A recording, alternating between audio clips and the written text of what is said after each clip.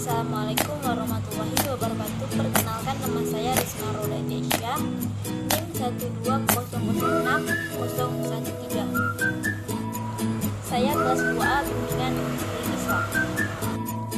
Baiklah, di sini saya akan menjelaskan sedikit materi tentang yang pertama, dinamika perilaku individu. Yang kedua, tentang perhatian. Yang ketiga, tentang pengamatan dan persepsi. Baik, langsung saja kita masuk pada bab pertama, yaitu dinamika perilaku individu. A. Pengertian perilaku. 1. Menurut Lewin, perilaku adalah interaksi yang tampak pada individu dan lingkungannya. Yang kedua, menurut paham behavioristik, perilaku adalah tingkah laku individu yang terbentuk melalui proses pembiasaan dan pengukuhan dengan mengkondisikan stimulus dan lingkungan. Dan yang ketiga, menurut Sugio, perilaku adalah manifestasi dari kejiwaan manusia. Yang B, macam-macam perilaku, ada 5. Yang pertama, perilaku motorik. Perilaku motorik adalah perilaku yang dinyatakan dalam perbuatan jasmania, misalnya makan, berjalan, mandi, dan sebagainya.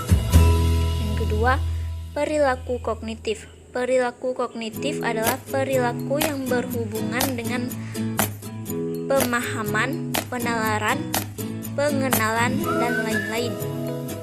Yang ketiga, perilaku konatif.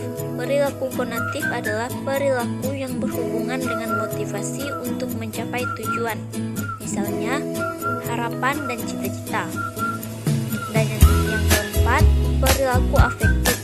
Perilaku afektif adalah perilaku yang merupakan manifestasi dari penghayatan, misalnya marah, sedih, cinta, dan lain-lain. Yang C, aspek-aspek yang ada dalam individu. Ada 11. Yang pertama, persepsi. Yang kedua, motivasi. Yang ketiga, sikap. Yang keempat, kepribadian. Yang kelima, ingatan. Yang keenam, fantasi. Yang ketujuh, perasaan. Yang kedelapan, tanggapan. Yang kesembilan, kemauan. Yang kesepuluh, bakat. Dan yang terakhir, inteligensi. Yang D, dinamika individu dalam kelompok dan penerapannya. Dinamika individu adalah perilaku-perilaku yang membuat satu kelompok menjadi hidup dan dinamis, sehingga dapat menciptakan dinamika kelompok dan tercapainya tujuan yang diinginkan. Pada dasarnya, individu mempunyai keinginan untuk memenuhi kebutuhan, dan dalam memenuhi kebutuhan, individu memerlukan perilaku yang dinamis. Untuk mendapat perilaku dinamis, individu perlu menyesuaikan dan menggunakan segala aspek yang ada dalam dirinya. Apabila semua aspek dalam diri individu dapat berjalan dinamis, individu tidak akan dapat memenuhi kebutuhannya, tetapi juga dapat mengembangkan diri ke arah pengembangan pribadi. Pengembangan pribadi yang dimaksud adalah individu dapat menguasai kemampuan-kemampuan sosial secara umum, seperti keterampilan komunikasi yang efektif, sikap tenggang rasa, memberi dan menerima toleran, mementingkan musyawarah untuk mencapai mufakat seiring dengan sikap demokrasi, dan memiliki rasa tanggung jawab sosial seiring dengan kemandirian yang kuat. Selanjutnya, bab kedua, yaitu perhatian. A. Pengertian perhatian. Definisi perhatian menurut Jalaluddin Rahmat, perhatian adalah proses mental ketika stimuli menjadi menonjol dalam kesadaran pada saat stimuli lainnya melemah. Perhatian terjadi bila kita mengkonsentrasikan diri pada salah satu alat indera kita dan mengesampingkan masukan-masukan melalui alat indera yang lain. B. Macam-macam perhatian. Macam-macam perhatian menurut Dakir adalah sebagai berikut. Yang pertama, perhatian ditinjau dari derajatnya ada 2, yaitu perhatian tinggi dan perhatian rendah. Yang kedua, perhatian ditinjau dari timbulnya ada 2, yaitu perhatian spontan dan perhatian refleksi. Yang ketiga, perhatian ditinjau dari sikap batin ada 2, yaitu perhatian memusat dan perhatian merata. Yang keempat, perhatian ditinjau dari sebabnya ada 2, yaitu perhatian luas dan perhatian sempit. Dan yang kelima, perhatian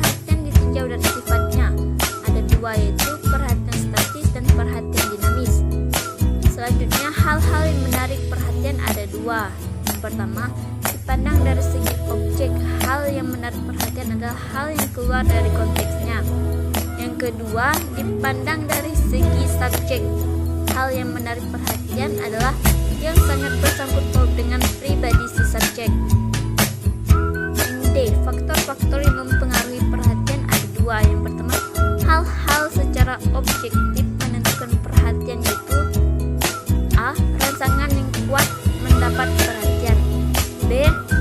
Kualitas rangsangan yang menentukan perhatian. C. Objek yang besar menarik perhatian. D.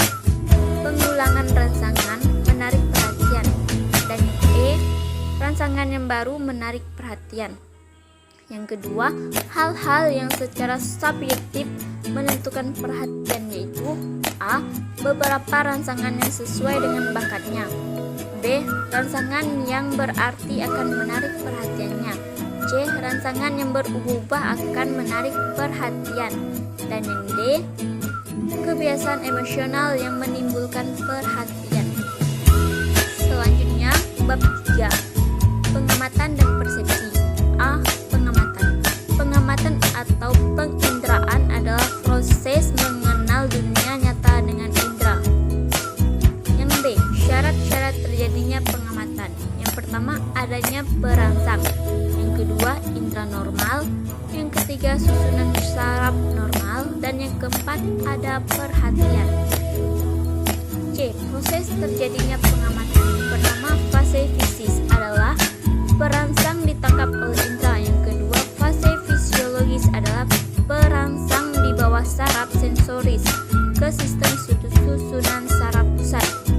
Dan yang ketiga, fase psikologis adalah perangsang sampai pada saraf pusat dan terjadinya kesadaran. Yang D. Pengertian persepsi. Secara etimologi, istilah persepsi dalam bahasa Inggris adalah perception.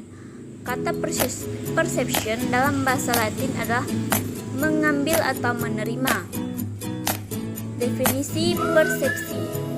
Yang pertama, menurut Yusmar Yusuf, persepsi adalah pemaknaan hasil pengamatan. Yang kedua, persepsi adalah proses pemahaman atau pemberian makna atas suatu informasi terhadap stimulus. Dan yang terakhir, stimulus didapat dari proses penginderaan terhadap objek, peristiwa, atau hubungan-hubungan antar gejala yang selanjutnya diproses oleh otak. Yang E yang terakhir, gangguan-gangguan persepsi. Yang pertama, ilusi. Ilusi adalah persepsi yang tidak sesuai dengan kenyataan yang jadi objek pengamatan, misalnya fata morgana.